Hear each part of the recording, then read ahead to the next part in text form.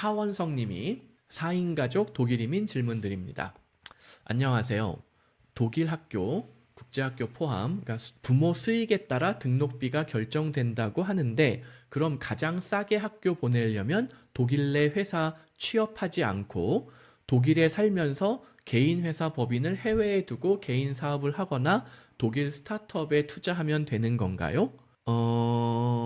그러면은 거주허가 해결이 안 되죠. 그 독일 이민법에는 아까도 제가 자영업 거주허가가 문제가 된다라고 설명을 드린 적이 있는데 이거를 법을 제대로 읽어본 적이 없으니까 대부분의 사람들이 잘 모르는데 그 독일 거주허가의 기본 영어로 된 걸 보는 게 제가 편한데 기본 조건이 있어요.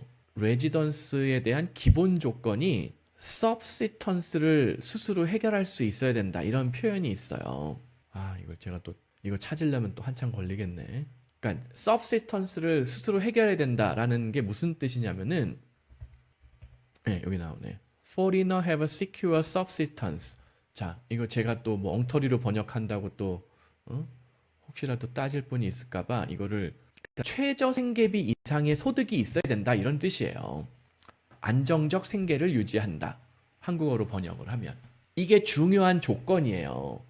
근데 자, 지금 이분은 차원성님은 수익을 아예 독일에서 빵으로 만들면은 학비 한 푼도 안 내고 다닐 수 있지 않느냐, 아니면 최소한만 내고 다닐 수 있지 않느냐, 이렇게 이제 나름 고민을 해가지고 방법을 찾으시려고 하는데 아니라는 거예요. 소득이 빵이면은 거주허가가 안 나오는 거예요. 그 다음에 영주권 전환도 안 되고, 그리고 월세도 구하기가 훨씬 어렵죠. 집주인이 야 너는 소득이 없는데 내가 널 뭘 믿고 월세를 주겠니? 이렇게 반응할 거란 말이에요. 그래서 가급적 최소한의 소득은 잡아야 한다. 그게 블루카드 최저 연봉이에요. 그 굉장히 블루카드 연봉이 엄청 높게 잡힌 게 아니에요. 지금 굉장히 작게 잡혀 있어요. 블루카드 셀러리 2005년 기준. 이거 엄청 독일 기준으로 작은 연봉이에요. 이거는 부족 직업군인가 보다. 이게 지금 48,300으로 지금 올랐어요. 이 정도를 연봉을 잡아야지 겨우 블루카드를 받을 수가 있고, 이게 또 월세가 아까 어떤 분이 월세 2,000유로 얘기했잖아요. 그러면은 이 연봉으로 승인이 안 나요, 거주허가가. 월세 2,000유로면은 연봉을 더 높여야 돼요. 연봉을 더 높인다는 얘기는 고용주가 될 사람은 그만큼 세금, 사대보험, 기타 행정비용이 더 부담이 되는 거죠. 그러면 자기가 회사를 설립해가지고 스스로 고용주가 되는 자영업자 같은 경우에는 그만큼 세금, 사대보험을 더 내야 되는 거죠. 그래서 이중언어 사립학교, 국제학교를 보낼 마음이 있는 분들은 그래도 생활비를 줄이려면은, 학비를 줄이려고 하면은 그 하한선이 있는데 그 하한선이 블루카드다. 그거보다 낮은 연봉으로 사실은 이중언어 사립학교 지원하면은 이런저런 핑계를 대고 거절해요, 입학을. 왜냐면은 너무 저소득층이니까, 그러니까는 표면적으로는 사실 저소득층 자녀를 학교에서 배척할 수는 없을 거예요. 일종의 차별이 되니까. 하지만 이 아이가 이 학교의 분위기에 잘 적응할 수 있을 것이냐, 수업을 잘 따라올 수 있을 것이냐에 대한 판단은 굉장히 주관적일 수도 있거든요. 근데 너무 저소득층 자녀인데 그러면은 괜히 학교에서 사건 사고나 문제를 일으킬 수도 있는데, 저소득층 자녀인데 막 독일어도 엄청 잘하고 프랑스어도 잘하고 영어도 막 원어민이야. 그러면은 혹시라도 학교에서 이 아이는 저소득층 자녀지만 너무 공부를 잘하니까 어학 천재에 수학도 잘하고 과학도 잘하고 라틴어도 잘하고 우리 학교에 받으면은 다른 아이들한테 어떤 선한 영향력이 갈 수 있으니까 이 아이는 우리가 뭐 장학금을 줘서라도 우리 학교에 스카웃을 해야 돼. 이럴 수도 있거든요. 근데 그 정도가 아니라면은 굳이 이 학생을 우리 학교에 입학을 받아줘서 이득 볼 게 없겠네. 그러면은 탈락할 가능성이 높아지는 거죠. 그래서 제 생각엔 최소 블루카드 연봉 정도 48,300에 이에 준하는 세금 사대보험 기록, 이거는 있어야 할 것 같아요. 그래야지 블루카드가 됐든 영주권이 됐든 학교 입학이 됐든 월세집을 얻든 그게 정말 최소한의 마지노선이라고 보시면 돼요. 그리고 이거 뭐야, 김나지움 같은 경우에 아까 제가 말씀드렸는데, 이 김나지움 같은 경우에는 학비가 재벌이던 서민이건 학비는 똑같아요. 학비 빵원이에요. 이 학교는 학비 없어요. 제가 알기로 이 학교. 다만 기숙사 비용만 내는데 1년에 6,000유로예요. 그래 봐요. 삼시세끼 방값 다 포함해서 방도 2인 1실이에요. 굉장히 괜찮은 거예요. 오히려 미국의 무슨 막 1억짜리 기숙학교 이런 데 가보면은 별로 안 좋거든요. 생각보다 시설이 그렇게 좋지 않은 경우들도 있거든요.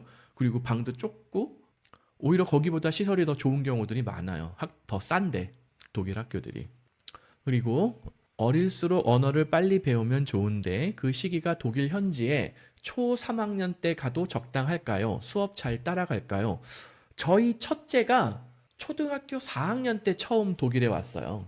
그래서 지금 독일어 원어민급이거든요. 그러니까는 잘 따라왔으니까 초 3학년이면은 더 유리하게 따라올 수 있죠. 초등학교 4학년 때 아이가 실업계, 인문계 갈지 결정한다고 하는데 이 결정이 이중언어 사립학교도 해당인가요? 아니에요. 이게 잘못 알려진 거예요.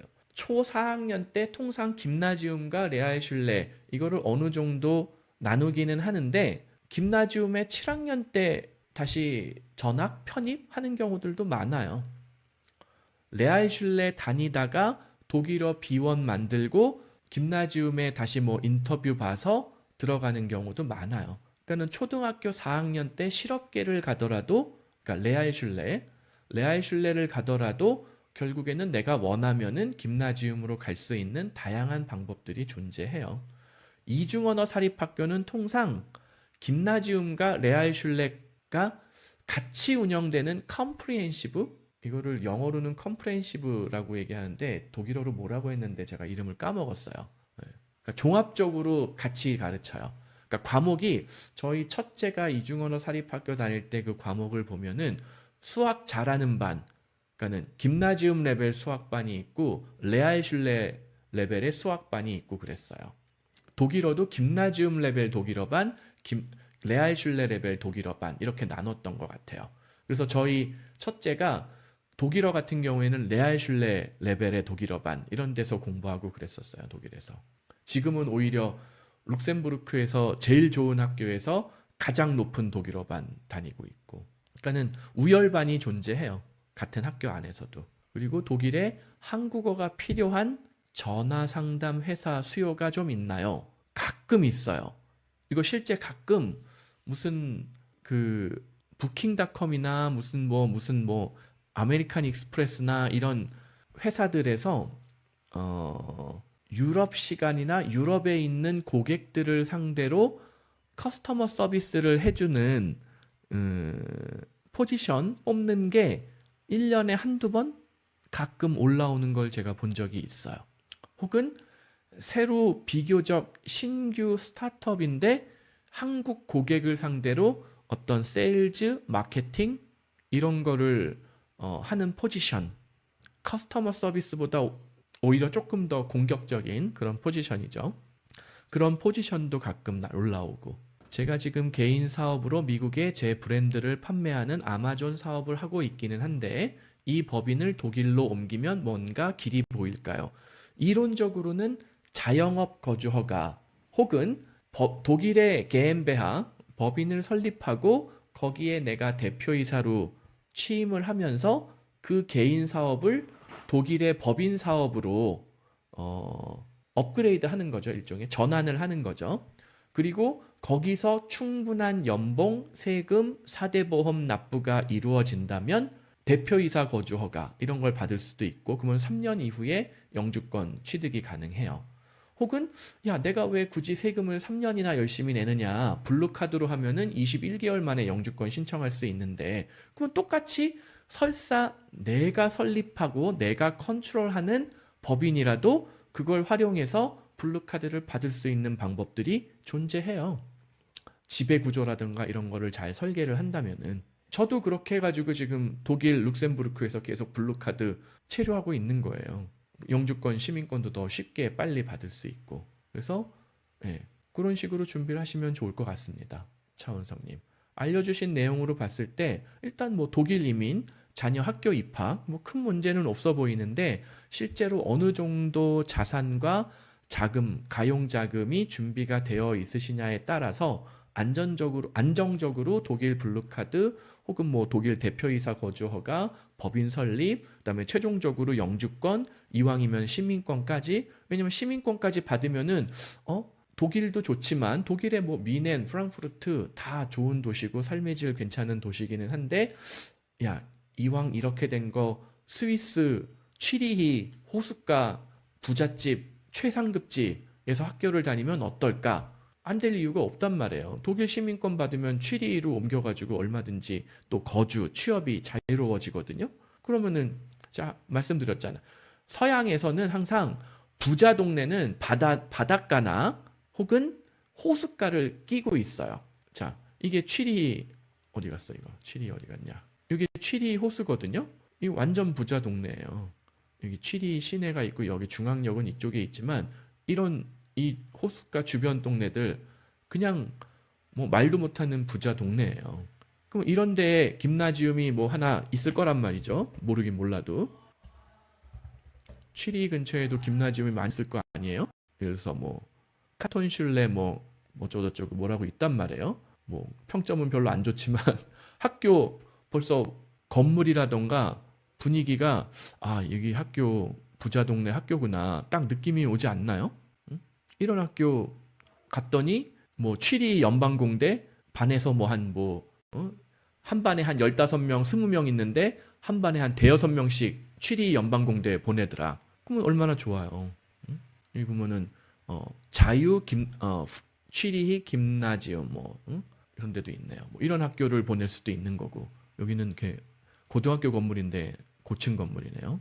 뭐 여러 가지 있을 거란 말이죠. 되게 찾아보면 나올 거란 말이에요. 베스트 김나지움 인 쥬리히